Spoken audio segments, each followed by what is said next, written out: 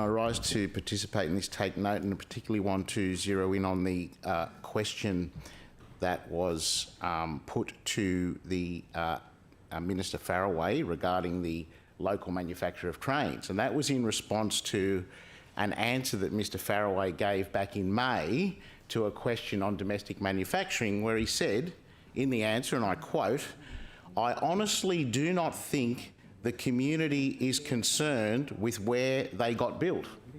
I do not think commuters in New South Wales care about where they were built.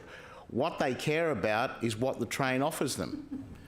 And you've got the Minister for Transport, Mr Elliott, the outgoing Minister for Transport, saying that he thinks they should be manufactured here. You've got the Treasurer not committing to domestic manufacturing. And you would think, Mr Deputy President, after all this time, after the litany of failures on projects like the NIF and the inner city trams, remember the cracked trams, the trains that didn't fit tracks, didn't fit tunnels. You'll remember the ferries that were riddled with asbestos. After all these lessons, they still won't commit to domestic manufacturing, Mr Deputy President. That's what we got out of question time today. That's what we got out of question time today. They still won't commit to domestic manufacturing.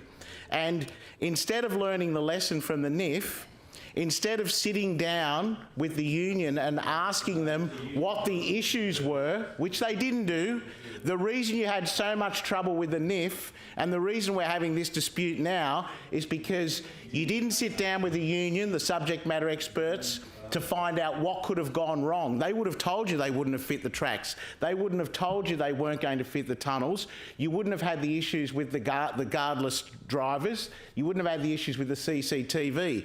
And you wouldn't have had this dispute. And had you been serious, you would have fixed the issues by now.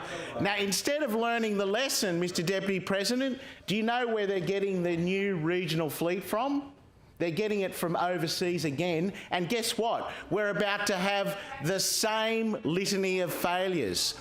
What you're doing is exporting jobs and importing duds, Mr Deputy President.